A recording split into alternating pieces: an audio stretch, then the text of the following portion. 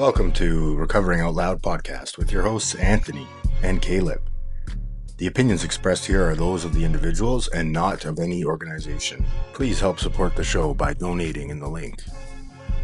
Enjoy the show.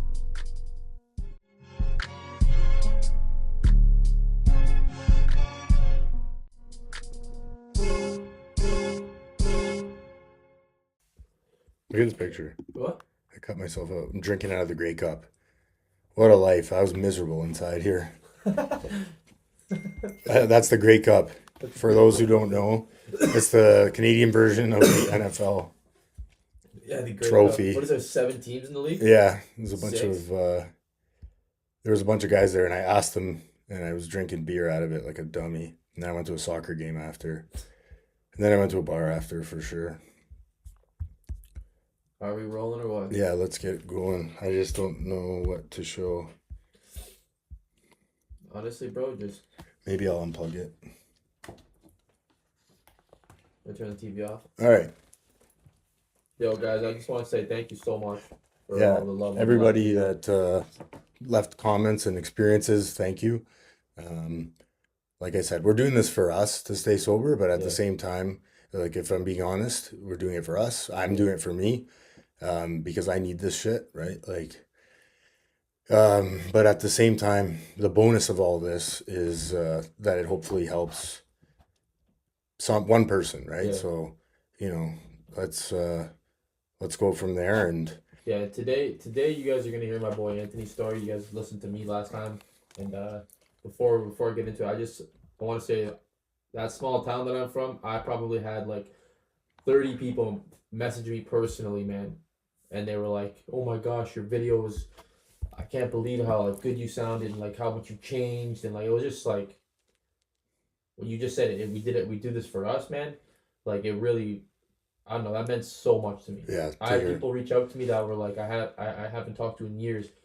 My parents, friends, just people I never thought I'd hear from. Right? It just goes to show like People how are thinking of crazy. you, right? So yeah, I just wanted to say like I tried to answer every single message I got. I think I did, but like I just want you guys to like know that I appreciate that so Yeah, much. thanks. Yeah, no, I totally understand that. And you think people don't realize that Yeah, you think you're only hurting yourself when you're in addiction, active addiction, drinking and drugging, and you think people don't you're not hurting anyone, but we're like a tornado roaring through the house of families. yeah, So shout out to all the families that are dealing with addicts and alcoholics. We yeah. know it's hard. You guys are the real MVP, man. Yeah, I mean, my mom now, she goes to support groups still to try and help other people because I put her through hell, man. Yeah, And I've made some amends there, but I try to live my life better every day and make amends that way, living amends as we call it, right? Like just try to be a better person, try to help someone. yeah. But yeah, so I don't want to tell a big drunk log, so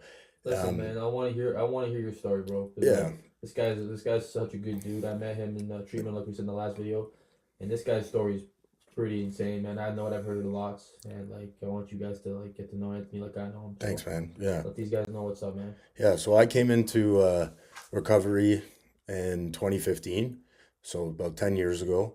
Um, I was living at my parents' house, and I remember, oh man, I was a shell of a human, man. Like honestly, I felt like a robot walking around.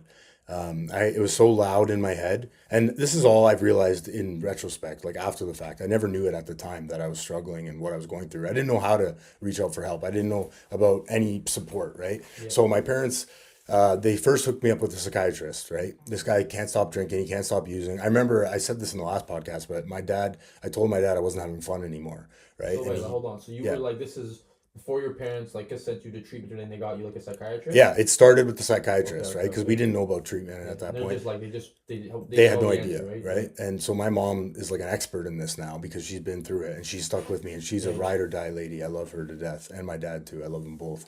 I'm grateful. I know everyone doesn't have that yeah, support.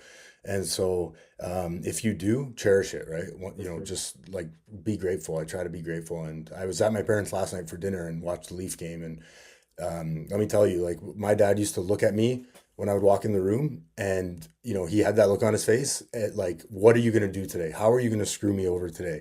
How are you going to steal? What are you up to? Right? He had that like questionable look. He was always walking on eggshells, right? Yeah, And today I can say that that's not the case anymore. My dad gives me a hug when he sees me, and we spend a lot of time together, and it's a beautiful thing, right? But it's because I've reached out for help. I've reached out and worked a certain program and support groups, and my life is not the same as it was, right? So Yeah. I was at the psychiatrist, and I'll never forget this. She had the DSM-5, that book that's like, it says, I'm not a friggin' scientist or a doctor. I'm gonna screw this up, but it has like all the diseases listed of diseases and substance abuse disorder. She opened the page to that because she asked me a bunch of questions. How much weed do you smoke? How much drinks do you have? Right?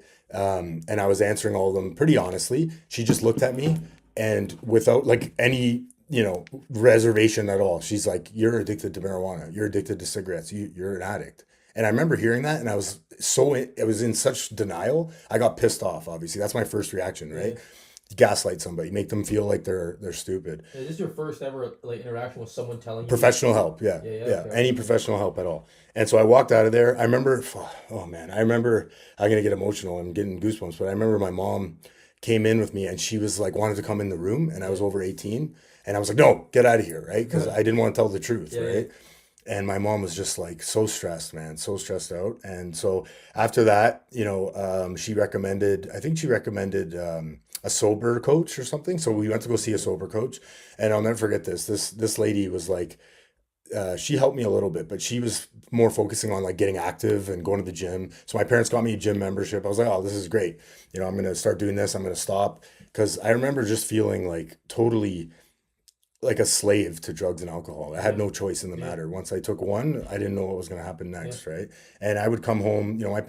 My mom didn't sleep for so long. Yeah, you talked about that last time, but um, I remember I would come home, the door would be locked. Same thing, like 6 in the morning. Some days I wouldn't show up. I'd be gone for 2 days. I remember one time I went, And I went to a, how old were you when this yeah, happened? this is like 20, 20. Okay. 21. Okay. It started getting really bad at 21. I went to university. I was smoking weed every day, and I didn't go to class, right? I didn't fill my obligations. I didn't show up to life at Yeah. all, right? Yep. And so I went to a party one time, and I remember leaving the party in the morning, like drinking it out of the bottle, not getting drunk because I was so high on coke and whatever. And someone stole my shoe, like one shoe. At the So party? yeah, I remember going home, and it was like 12 o'clock. I'm laughing now. My mom, I put my parents through such hell. Sorry, I love you guys. But I remember showing up at like 3 in the afternoon with one shoe, just like walking into the house, just like so, 3 in the afternoon. yeah, just so That's like crazy. so out of it and so strung out, and it was terrible, right? I hated myself at that time. I didn't even know what self-esteem was or Yeah. anything. But yeah, so then sober coach, and um, then my parents got hooked up with an organization this was what saved my life. And I'll never forget this guy, Dave. I love this guy to death, man. He was a counselor at the thing I was going to. And I remember him telling me all these stories about young kids that were dying. And I just remember like not being affected by it at all. I was like, that's not me. I'm not that bad yet. I'm not, you know what I mean? This kid crashed his car. I didn't do any of that stuff, right? And so at some point, man, and hopefully this helps any parents dealing with children or loved ones in addiction. My parents were taught by that organization, that counselor, to cut me off. They were enabling me by giving me a place to stay. It sounds Yeah. horrible, It does, but but that's the only thing that worked for yeah. me and my family. Yeah. My parents had to kick me out. They had to cut me off. I lived in my car for 2 weeks, and that's what brought me to my emotional bottom. I remember I was sleeping on somebody's couch, and I had nowhere to go. I just wanted to shower, man. That's all I wanted. I just wanted to go home and shower. My parents gave me an ultimatum. You go to treatment or you don't come home. Right? And I tried. I was brushing my teeth in the office that I worked at, right? Like I was barely showing up to work. I wasn't sleeping. And finally I was like, man, I'm done. Like I'm done. I'll go to treatment. I put my hands up. Yeah, I yeah, threw the white flag. yeah. I'll go to treatment. And I went to a beautiful treatment center in Minnesota. Um, In and some Minnesota, in the in the United United States. States, yeah, Okay, okay. in Minneapolis, something clicked over there, man. And I'll never forget. Like I remember seeing guys like you that were just happy, like they had been there for 60 days, and I came in. And I had no idea what I was getting myself into. I was This is your first crying. time going to treatment. Yeah, first time in treatment, I was crying. I was 23 years old, Yeah, yeah. and I was broken, completely broken. And I just remember seeing kids walking around happy, and they were cool. Like they were like cool guys that I would hang out with. Yeah. And I remember just thinking to myself, like, I want that. I want what that guy has, right? And so I did 30 days in there, and they recommended I did another 30. And I was like, man, I don't know. I don't want to do this. And I'll never forget this. One of my friends, shout out to Sam. This guy saved my life. He just told me, it was like, you and I. He's like, dude, just stay. We'll have fun. We'll go to meetings. Like, it'll be a good time. We'll live in a sober house after. And I did it. I just said, you know what? Again, I threw up my hands. I'm going to trust these people that are smarter than me, that are giving me advice. I'm going to, dive into this hope. There was hope in the treatment center that there was another way to live without alcohol and drugs, right? And so I did it. I listened to what they told me to do, and at some point, man, I just became happy. Like, my problems started to get smaller and smaller, and I started to I started to cut a guy's lawn. I was working at a sober house after. I was mowing this guy's lawn. He's paying me cash because I couldn't work legally in the States, right? Um, and so I don't know. I was happy to like have obligations and Yeah. do life and show up, and Yeah. I was taking the bus, right? And like for me that was tough because I never took the bus in my life. I'm privileged, right? I always had a ride or somebody picking me up, and so I'm very thankful for that. Um, but yeah, man, something clicked in that treatment center. I came home. I stayed at a sober house in Toronto, actually this one that we're at now, 10 years ago. And there's a good dude that owns the house. I love him to death. He saved my life again. All these people were like, parts of my story that helped me Yeah. get to where I am. I just showed up. That's all I did. I Yeah. just threw up my hands. I listened and I showed up. And again, I connected with the people in the sober house. I went to recovery. I worked on it. And I stayed sober for 7 years, man. Like 7 years. 7 years. Like, what was that 7 years like, Oh, bro? 'Cause, dude, like, I'm getting goosebumps again just thinking about it. I'm Like getting goosebumps just listening to your story again. I've heard it so many times, but it's crazy. You know what I mean? Like my life was amazing, and it is today again. But um, 7 years. just opportunities started popping up in my life that I couldn't even imagine. Promotion at work, people wanted to hang out with me. Like I was going to help new guys in recovery, right? And things were just amazing, right? So at some point in those 7 years, I met the love of my life.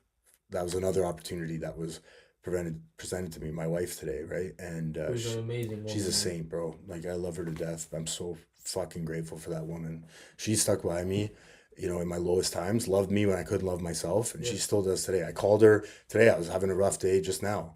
And you helped me too. I talked to somebody, man. That was the most important thing. I was sitting in my room, in my head. I feel like my addiction is like, I heard this from somebody else one time, but it's so true. It's like having seven garbage cans and six lids. You're always trying to cover the garbage cans, but there's always one that's coming up. And what I mean by that is like my addiction tries to like get at me Yeah. through different methods, Yeah. and it comes out in gambling. It comes out in buying stuff. Yeah. It comes out in doing performance enhancing drugs, which are a part of my story, Yeah. right? Like just things to make me feel better Yeah. Yeah. inside. Yeah. And it's like it's always tricking me to do these things. So I'm in my room just now, an hour ago, and the first thought in my head, and this is because I've worked a program, is go to a meeting. Shut up and go to a meeting. Go to a recovery group, right? And so I did that, and I showed up. I went to a treatment center just now, and I forced myself to talk to a new guy, right? And I just asked him how he was doing, and I would stop thinking about myself. It was like it's like magic, man. Like I stopped thinking about myself. I go and sit down in the meeting. The guy up there has 30 years, and he starts talking about getting through hard times in recovery, Yeah. right? Just pushing through, relying on a power greater than myself that I call God today. Just trusting that it's going to work out if I don't pick up drugs and alcohol. Yeah. Just getting through, grinding sometimes. I'm like gripping the steering wheel, like, oh, Yeah. This guy actually, man, I think it was you who said this to me. This was a while ago. We were just shooting the shit one day on the couch, and you're like, man, some days, like in recovery, some days, bro, on those bad days, you just gotta grip that steering wheel. Oh, man. You just gotta get to 10 o'clock at Just night. get to bed. Like, Get to just bed, get through right? the And then day, one day at a time. The next day starts, right? I remember you saying that to me, man. Every day So has true. an end, right? Like every day has an end, and you might not feel better tomorrow, but you'll feel different. You'll feel different. You'll feel Yeah. different, Yeah. and that's hope enough for me to Yeah. get through. Yeah. So I didn't pick up today, and I'm grateful for that, right? I'm grateful got- for the people that helped me. Yeah. But yeah, so So you got 7 years, man. 7 years of like beautiful living, man. Like family came back. My sister and I got really close. I've met the love of my life, and just it was like easy, right? So don't get me wrong, there's a lot of hard days Yeah, in yeah. that, right? And there's a lot of days where I wanted to buy, and I bought shoes. I like it came out in different ways. I didn't get back into gambling, thank God, yet. I always say yet. But my addiction comes out in different ways, right? And I have to watch myself. I have to be a good person today because the opportunities that my higher power presents to me will show up if I just don't pick up and try to do the next right thing, right? So What surprises me, like what I'm really interested to know about your story, man, is because like I know your wife, I know your family, I know you, I know. Well, you told me a lot about what happened in those 7 years, right? Like you were having lots of success, going on these beautiful trips with your family. It's like you were living a good, happy life, right? yeah, And like what I want to know, and I want everyone else to know, because like for me, man, like it doesn't not make any sense because it makes sense to me because I've been in your shoes, but like what made you go back mm, to that life, right? Because like I know you went back and it wasn't a very good it wasn't a very good time for you, you yeah. know. You I've mean heard, relapse, right? you Like, know, yeah. I yeah, just want to know like what happened to get to the relapse. You know what yeah. I mean? Because Yeah. So I know exactly what happened now. Again, life is lived forward and understood in reverse, I've been taught, right? I understand now that I had a friend, a buddy of mine that I don't talk to today. We're just kind of faded away, right? yeah, He's still out there, I think. And we're sitting in my condo. That's another thing. I was able to buy a house in recovery. yeah, Like, what? yeah, That was never even a goal of mine, but I was able to save money and buy a house, right? And so I'm sitting in my condo one day, and this guy starts talking to me about these steroids that he's taking, right? And I'm a big fitness guy. I love yeah. working out. Bro, something inside of me just like a fire was lit inside of me when he started. I was like, oh, I can get into that. It's not mood altering. I immediately, the addict brain Yeah. just started like justifying, rationalizing. I'm like, I'm gonna get big. I'm gonna look. And it was all vanity, right? I'm gonna look good. I'm gonna be strong, right? Yeah. So I just dove headfirst into that the whole time, not telling anybody that I was doing that, right? I wasn't telling anyone. I Your wasn't wife telling my had no idea you were sponsor. doing it. No, so I managed to get a prescription for a certain performance enhancing drug that I justified. I basically faked my test to show that I had low numbers in my blood test. Just a quick question that Yeah. I've actually never asked you this before, but like when, because like I seen pictures of you before, and like you got bigger. Did like anyone that started asking Oh questions? yeah, man. Everyone's like, dude, you're on roids for sure. And I kept denying it, right? It's Right. man, you change like that, Yeah, right? Like yeah, my neck got like bigger, right? yeah, And I was like always bloated and yeah, it was yeah. terrible, right? I'm happy Not to make today. a joke out No, of it, no, but it's I was true though, just man. messing, People but notice. Like, yeah, and again, you'd think that people don't notice in your life, right? You'd think that people don't notice, but they notice. And I just kept denying it. And that was, that's a good question you asked because that hurt my self-esteem even oh more, for right? I sure, was like, man, oh, like, do I not look good? Do I need to yeah, do more? Do I need to stop? Like, I was in my head yeah, and I wasn't telling anyone. So that went on for like a year. And then I remember I was buying my stuff online one day and it was all online. And I remember seeing Adderall. And I was like, I'm never going to do that. I remember saying that to myself. I'm like, I'm not, that I can't do. I'm not going to do that. Then one day, something just happened and I was like, you know what? I need to fix my ADHD. This is a problem. I'm going to perform better at work. All these rationalizations, my addict brain just telling me to go. it's not cracked, you Yeah, know. it's not Coke, it's not crack. Yeah, I dove headfirst. I'm not drinking. It's not mood altering, right? Even though it is, but Yeah, I was telling myself. So I again manipulated a prescription, but I started buying them online before that because I needed to fix what this hole in my head, yeah, right? Going to meeting, like going to things, going to my recovery, working my program, and not telling anyone this like 10%, right? I remember a counselor in my second treatment center was like, um, I told him, I was like, man, I tell the truth like 90% of the time, but I don't tell like, there's like 10%. And he looks at me and he goes, if you're a bank robber and you only rob banks 10% of the time, you're still a fucking bank robber, dude. Right. And I was like, man, that hit me. I was like, yeah, oh man, I gotta be more honest about yeah. everything. And that's what I'm trying to do today. Right. Even like I'll get the feeling sometimes like I'll be honest, and then like I'll be like I'm fucking not lying anymore, Yeah. and then I'll tell one lie, That's so true. one lie, and then it hits me. I'm like, fuck. One little stupid thing too, Yeah, right? yeah, yeah, It's so, and then like, so I was taught to always go back and be that's like, the you know mind. what? I lied there. I'm sorry. And you Yeah, laugh about it. You're like, yeah, I'm doing that thing again, right? yeah, I'm doing that thing again. My addict brain, I'm doing that thing again. It's okay. Just don't pick up. So went on like a tear with that. And I managed to like get engaged in that time, right? And like stay sober somewhat through most of that. And it was a beautiful time. We had a beautiful experience. I proposed to the love of my life, and we were gonna get married, and I was on top of the world, dude. I was controlling, when hash marks, right, in quotation, sorry. I was controlling my Adderall and my Vyvanse use, which I wasn't, but I kept justifying it, right? Yeah. And that's the just the dirty, part of this whole thing is like it's the only disease that tells us we don't have a disease, right? And we're okay. So started doing that. I had to go to treatment again because I started drinking and I got kicked out of the house, right? I was living with my fiance at the time. She did the best thing and saved my life again. She saved my life so many times.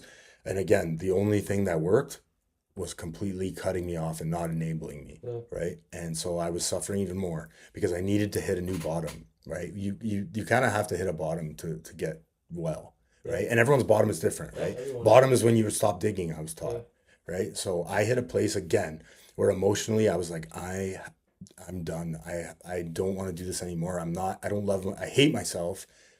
I'm going to bars. Don't even remember. I started getting into benzodiazepines. I don't remember getting to the bar. Luckily, I didn't drive and I was riding my bike a lot. That was like the only good thing that I did.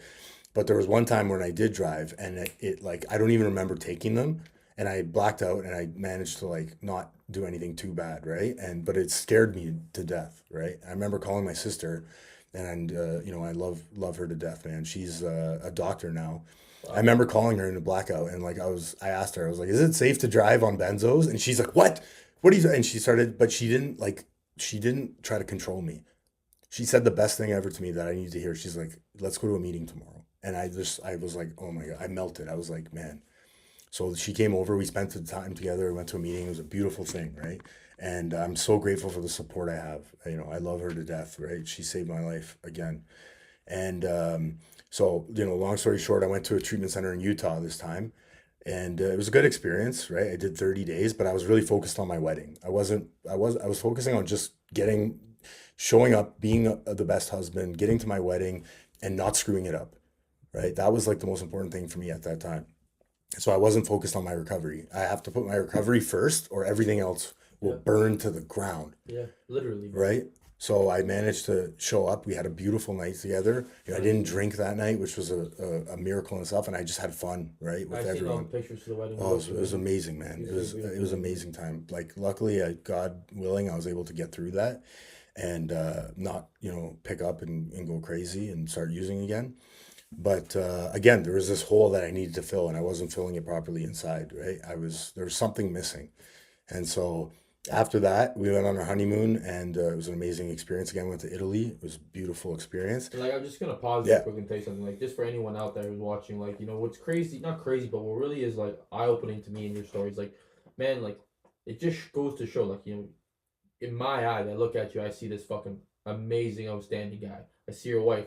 She's an amazing, outstanding woman. You guys have a beautiful marriage. You have a beautiful family.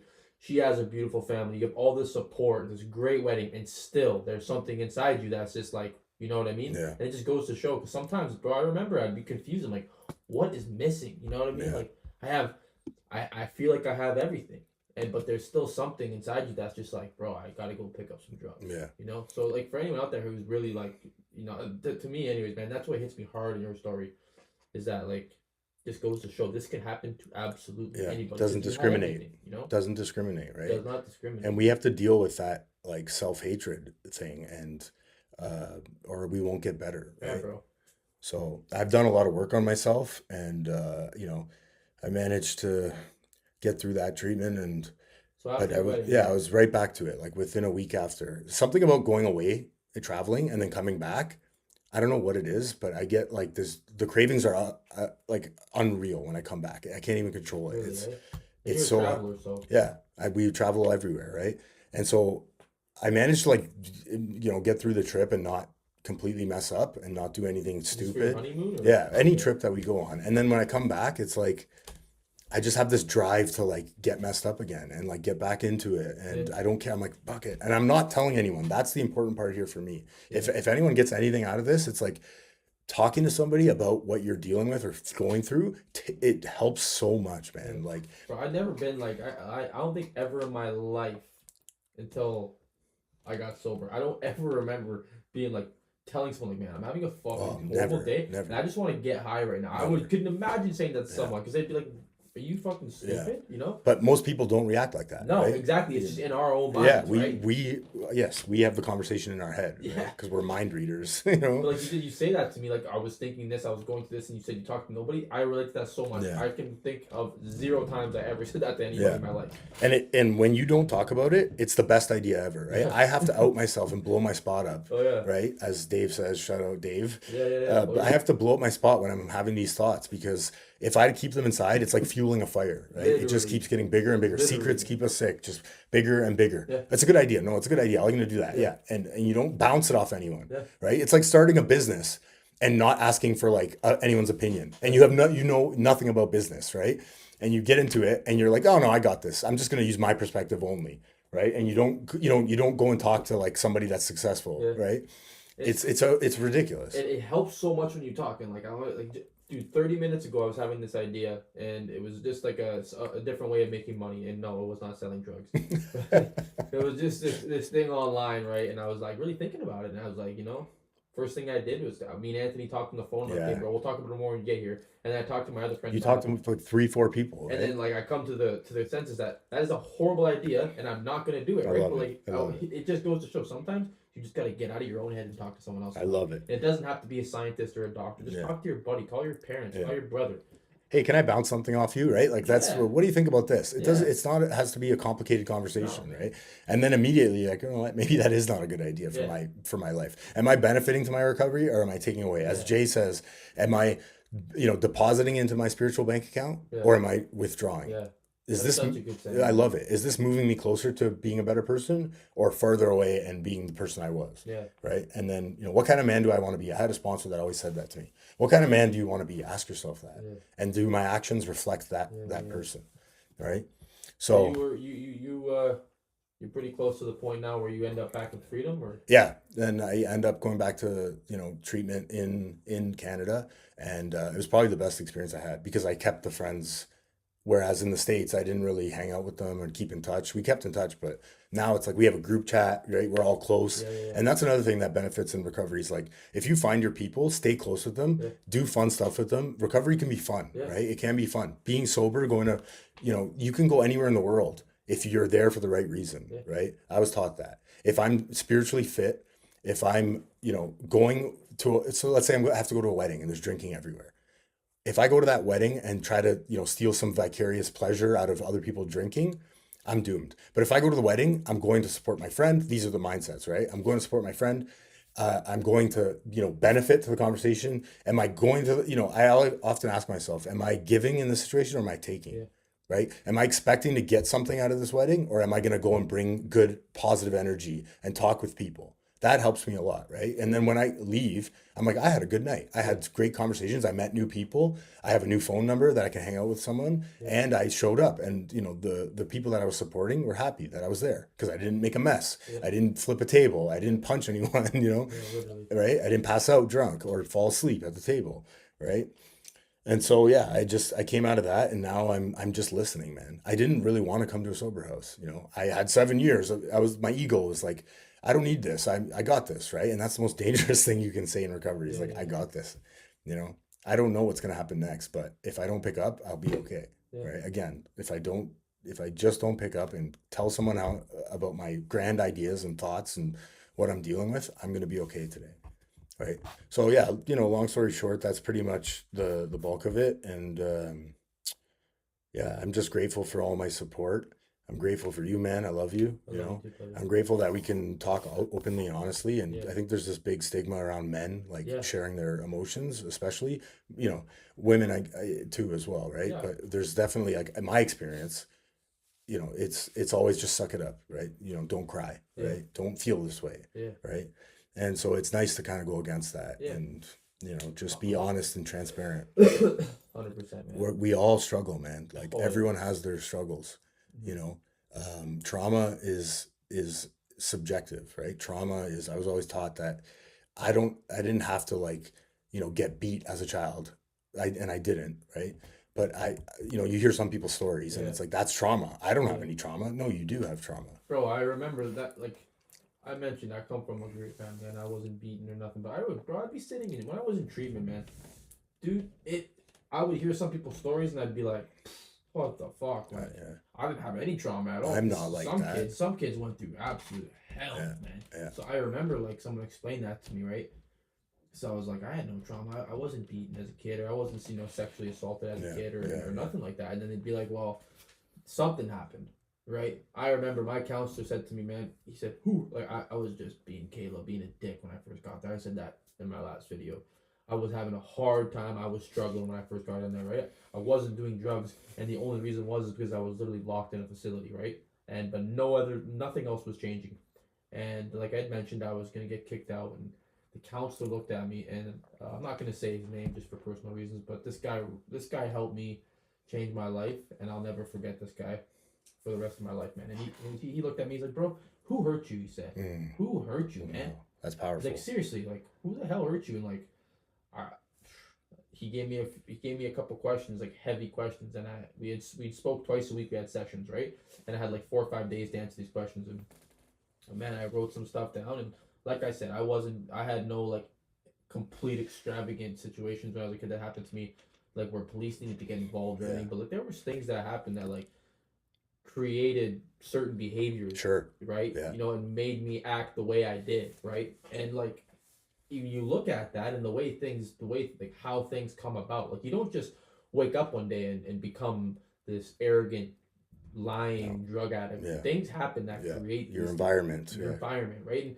And you don't have to come from a family of drug addicts and homelessness and these crazy tragedies, right? Like, because I didn't, you didn't, and look at where we ended up. You know what I mean? So it's crazy. Like trauma's a big thing. It's a good point. My treatment center that I went to really worked on like trauma-based therapy. Yeah. So let me ask you this then. I think this is helpful to know too for me, but for everyone. What did your parents do that helped you? Helped me? Yeah. Like how did they help you? Like get help? Get to where you are today. Yeah. Well, yeah, I just didn't understand exactly what you're asking. No. Well, they tried the whole cutting off thing at first, and I was, my parents did not know what to do. Right? They had no idea. There's no manual for this, right? Manual for this, man. And like, it almost makes me like emotional thinking about it, man, because like to this day, I think I'm still early in recovery, and it's only been like 4 or 5 months, so my parents are still having a hard time getting over what I put them through, right? But anyway, I'm getting off topic here thinking about that, but they didn't know what to do. They tried cutting me off. They tried the whole telling me what to do thing. And then I think as I surrendered, in a way they kind of surrendered, and before my last month using, before I went to treatment, they were in contact with an interventionist, right? My whole family was, my grandparents, my aunts, my uncles. So again, professional help comes in. Professional help, right? They did not know what to do, right? And for the last couple months, man, I had very little contact with them, and it didn't bother me at all because I was so high, and it's so sad to think about.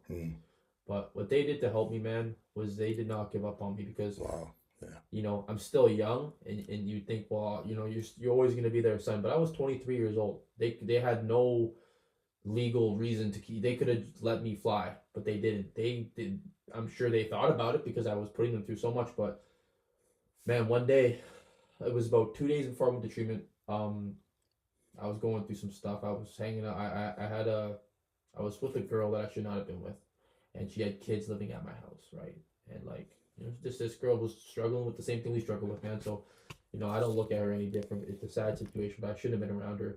And I went to my parents' house because some stuff was going on, and I just wanted to talk to them about it, right? So I went to their house, and they had asked me so many times why I use drugs, right? And I would always have a reason, like, I'm not addicted. I go to work every day. Blah, blah, blah, blah. I always had some stupid ass excuse, right? But I remember, bro, I had no answer. My parents, my mom, I explained it to my mom, and my mom's, my mom's a better listener than my dad, right? And shout out to my dad, I love you, but like, my mom, she's always like, my mom and my dad are both my rock, but they got different, like, different approaches. Different approaches. So I remember I said to my mom, and I will not forget this, bro. Right on the couch, it was like probably 7 or 8 at night, maybe like 6 o'clock. And I explained to her, I'm like, Mom, like, I need drugs to just like feel normal. I said, like, this conversation we're having right now, it's because I'm high. Like, I can't do anything unless I'm nothing. I said, I wake up every day, and the first thing I think about is like, how am I gonna get money? And before I get the money, I'm lining it up. Like, everything I'm doing is centered around getting high. And it sounds crazy, but it is crazy. That's what I was doing. And I said, I can't stop. Like, I remember saying this to her, man. Yeah. And I said that to her, I'm like, I cannot stop. I don't know what to do. And they said, look, would you get help? And I actually, it's funny because I didn't clearly remember this whole thing, but me and my mother just talked about this a couple weeks ago, and she said, you said that you would go get help. And I guess I said I'd go get help, man. And I was in tears, crying. And my dad brought me back to my house after this conversation. And I just remember, he's like, he's like, I love you, bro. Like, he didn't say that. Like, my dad doesn't call me bro. He don't say that, sorry. He's like, I love you, buddy. And like, we're going to figure this out. Nice. It was like, I had some type of hope.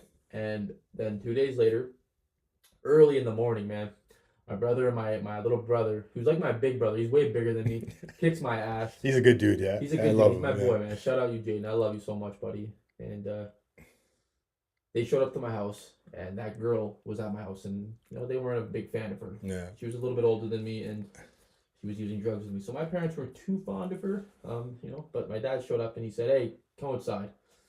And to be honest with you, man, I have a great grandmother who's 93. Wow. And shout out my grandma Julie. Wow. I know you're not watching this, but I honest to God thought that they were gonna tell me like, hey, your grandma passed away. Oh wow. That's what come to my head. And my grandma's still alive, don't worry. But that's what I was like, hey, come in the garage, we gotta talk to you. And I was like, okay. And they said like, hey, we have been in contact with this lady, and we want to send you to a treatment center. Will you go? And I really thought, I had like feelings for this girl I was with, right? And that was the one thing that was kind of holding me back. I'm like, well, can I go tomorrow? And they're like, no, like we literally have like 30 minutes. Yeah. Like, pack your bags and we gotta go. Wow.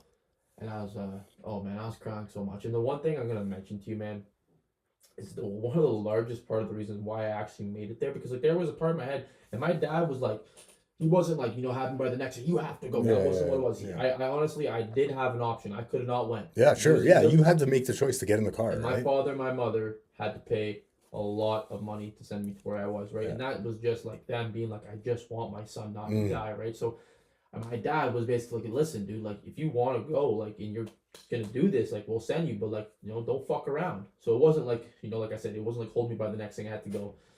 And I was like, can I think about it for a few minutes? No, like make a decision. My dad's like a game time decision. Yeah. Like, let's go. Buddy. Yeah. What are you gonna do here? So I said, okay, I'll do it. So I went in the house and I started second guessing if I was gonna go or not. My brother and my dad had left, right? And I remember my brother said to me, bro, this is hard to like remember, man. He said to me in the garage, and like my little brother's my best friend, man. And he said to me, dude, I just want my brother back. Yeah, like simple words like that, bro. Just you literally feel like Conor McGregor gave me a left hand, one of those like old like 2016 left hands from McGregor, bro. Man. Right to the chin. And I was like, wow. Whew. So I went in the house and I started second guessing if I wanted to go. I went back in the house and smoked a huge shoot. That's what I did. Yeah, that's got right high. Yeah. And that girl was crying and I was crying because I had to go for 3 months. That's a long time, bro. Yeah. And I went 12 hours from home. Wow. And like she said like you need to get help, and she was sick, we were both very sick, man. And she's like, you need to go, like you're not doing good. And she was a bit older than I was. She was about 31 and I was like 23. And she's like, she said to me like, I'm never gonna change, like this is who I am for the rest of my life. She said and I was just like, she's like, but you're young, you have a chance, Caleb. She's like, you have so much potential. And this is a sick drug addict woman saying this to me, and I will never forget that, man. I'm thankful for that, because that's a large part of the reason as to why I went, because I didn't want to go, because I didn't want to leave her, and I had nothing, dude. She said, here, I didn't even have a phone, because I sold my phone for drugs. Yeah. So she gave me a phone for the ride there, downloaded music on it. She wrote me, I was there for 90 days, and in like 20 minutes on little pieces of paper, she wrote 90 notes for each day. Holy, you never told me that. Wow. Yeah, bro. I didn't like talking about it, But yeah, she did that, and that's a large part of the reason as to why I went. And my parents, so she was living at my house, and my parents were paying my rent. And she's, my parents, who really, man, they did the most understanding thing. They let her stay there for like an extra month. That was the last month, so it was like the middle of the month. They said, you could stay the last 2 weeks, but you have to get out after that. And they let her stay there, man. And just like shout out to my parents, man, for like, you asked the question, how did they help me? They helped me in so many ways. They're still helping me today, and like I think that, man, this, talking about your story and talking about this right now, like, we gotta really, really like think how lucky we are to have our family, and I know my parents are watching this right now. And yeah, thank you guys so much. And like, even though I say this lots, I don't think you understand how thankful I am because Yeah. like I'm sitting, you know, in my opinion, the best city in the country. You know, with people I've never met before who are now my family. Like this guy's my best friend. I'm following my dreams right now. I wake up every day, not with the raging urge to use drugs anymore. I'm like my life has changed drastically in 5 months to the point where it's almost scary. Yeah. Where it's like, oh boy, I don't want this to change, and Yeah. that's why I work so hard. Yeah, at what we yeah, do, bro. man, But like, yeah. I just want you to like truly grasp how thankful I am for you guys, and again, everyone else who messaged me about the video, man. Like, it's just crazy to show. Like that little town, man, has got a piece of my heart, bro. Yeah. People care. People are rooting People for you, care, right? man. People And care. you think all these people like despise you, bro? Because Yeah. I would go, like the people that, like I said, I wasn't even super close with. Like I'd go to the bar and I'd leave the bar that night. Never there'd be 500 people who were mad at me. We used to have parties lots in the bush, like camp parties. I'd go to those. It's supposed to be like two day weekend parties. We go Friday and we're supposed to stay till Sunday. On Saturday morning, I'd wake up. Everybody was pissed off at me. I'd have to leave, and all those people messaged. A lot of those people messaged me. Were like, "Dude, I'm so happy to see you doing good." Wow. So, anyways, that's all I gotta say, bro. Amazing, man. That was awesome. Thank you. I think, and let's end with this. But yeah, it's like shout out to the support systems, right? I'm That's grateful what- as well. Thank you for Person sharing that's that. over here. Something I heard that, might help somebody that's struggling with an addict, a loved one who's in an addiction or alcoholism, is like the three C's, right? So if I have a loved one in my life that's addicted to drugs and alcohol, I can't control it. I didn't cause it, and I can't cure it. Yeah. Right? It's almost like this like beautiful Wow. letting go thing. Wow. I have to let go, and they have to find their way, their own path. You can't force anyone to do anything, right? Yeah. But you can do little things, get professional help, like Yeah. we talked about. And then what worked for me is completely cutting me off and stopping enabling me by, giving me a place to stay. And Yeah. because I hit a bottom that I don't want to ever hit again, right? Yeah. I don't ever want to go back to that dark place, man. It was dark, right? I was alone, I thought, right? Yeah. And now I'm not alone. Well, you were alone, bro. Yeah. You were alone. Yeah. It was horrible. Yeah. So, let's end with that, man. Great job. Love you, buddy. Yeah, I love you, man. And I'm thankful for my family, bro. I'm thankful for you. Thankful for you too, bro. All right, bro.